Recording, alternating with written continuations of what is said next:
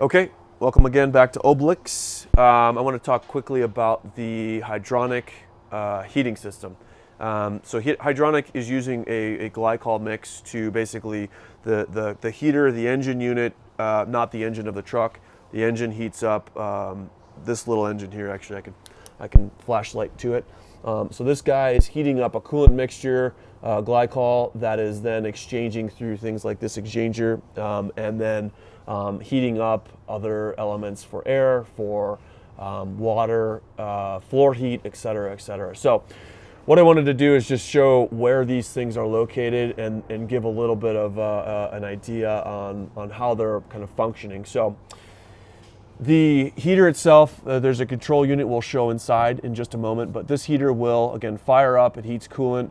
In this particular area, we have the exchanger for the engine. So if you were parked and you haven't driven the truck, it's cold out, and you want to heat the engine, you can obviously keep your heater running.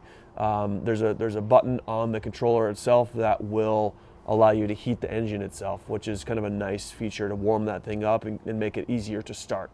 Vice versa, if you're driving, you can, the engine coolant is going to this exchanger, heating it up, so then you have heat immediately as you get back to the cabin itself. So there's kind of some nice things that can be done with this heating unit itself. So between exchanging heat with the engine giving heat to this, heating the floors, heating air, heating water, all of those things. So again, I wanted to showcase where these things are located. So this is the engine portion of that heater itself. We're going to walk here to the front, and I want to show, this is where the engine of the truck is exchanging coolant with the engine of the heating element to the back of the truck for the cabin. This is the valving that splits those things. So if you ever wanted to, service the heater, turn those valves off, or if you didn't want any heat going to that area, you can obviously close the valves here. There's two of them as a closed loop circulation. This is, I guess one thing to note is the coolant of the engine is not touching the coolant of the heater itself. Water is not touching coolant, etc. Those are completely separate loops of the system. So now we'll go into the inside and we can talk further about that. Okay, so we're now in the living space, and I wanted to continue on with the Hydronic system, how it kind of functions, how it works. It's incredibly complex, but actually very, very simple upon how you as the user use it. We do use a Rixson system.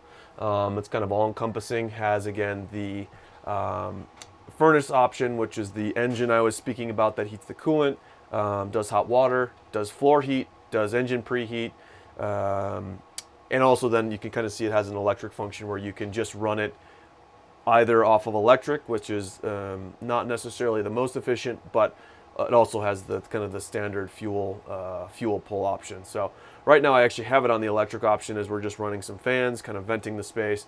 But you can kind of see on here on the screen particularly, it is literally just a push button. So if you wanted to turn the furnace on, you just hit the button, just like you would with your phone. So you can adjust those things, turn them on, turn them off, whichever you need particularly. And it's a really, really clever, simple, and I feel like a very modern looking system. As we, that's the control panel for it. In full, we have 3 flooring zones. So we have a bathroom flooring zone, we have the central living zone, and we have a garage zone. The bathroom zone also has a towel heater. So within the bathroom, there's valves that adjust those things, whether you turn them on, turn them off, and we'll get into that panel and I'll show you where those are. The other valving systems are going to be down over here, which we'll crouch and get nice and cozy here underneath the sink. So what you'll see under the sink here, first and foremost, this is the expansion tank for the glycol. So it's a fill. It's a place where we're able to add coolant if need be, and do that portion of it. And then while this looks like a spaghetti bowl of things, it actually is quite orderly with how it functions. So I'm going to try and point out these things as we get in here. Back in the bottom corner here, this is the vent. This is an air heat vent for the living space particularly. As we move To the right here, this is going to be your water exchange. So coolant goes through these pipes and then exchanges through the exchanger, heats the water on demand. So there's no water tank, there's no hot water heater specifically where it's a jug or a tank with water. Water goes directly through here, heats, and is on demand, ready to use. That's the water exchanger. And then what you see off to the right here, these are, see if I can get my hand out of the way. These are going to be your valves specific to the certain zones. So we've got the living room zone is the first one, and these are all labeled, of course. Then we have the garage floor zone, and we have a bathroom zone. So everything is open right now. So if we were to want to turn everything on, it would be quite warm in here as well. So you'll also see one thing I didn't point out is that everything has a kind of a thermostatic mixture to it. So this is for the water. It's set to about 115 degrees. That's quite warm, so it might need to be adjusted accordingly, but that's what it's set to now. And then if we back up a little bit here, we have the coolant set as well. Right now it's currently, this is specific to floor heat. It's set to 100 degrees for the floor heat, which is, again, feeding all the systems. So 100 degrees is pretty warm. That's as low as it goes, though. But you can, of course, turn those off if you needed to, turn the valves off if you didn't want a certain area to warm up. So that is the hydronic system under the sink. We're going to try and get into the one in the bathroom just to finish up with the valves next.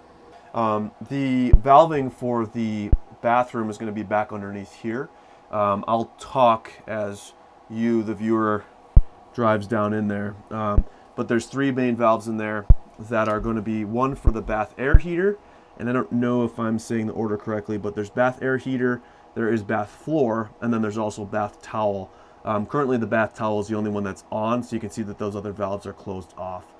And that's really, you can really kind of personalize, customize what is needed. Summertime, maybe you just want the towel heater on, and that's it. That's all you might need. So that's kind of specific to where those things are located there. So that is the quick overview of the Obelix hydronic heating system, from the engine, the furnace that is located outside the truck, to the plumbing that feeds the internals for water, for air, for heated floors, and then also the exterior that feed the engine for kind of a pre-warm, and vice versa, a pre-warm then of this habitat or living space for hot water, like on demand. So thanks for taking that quick walk with us.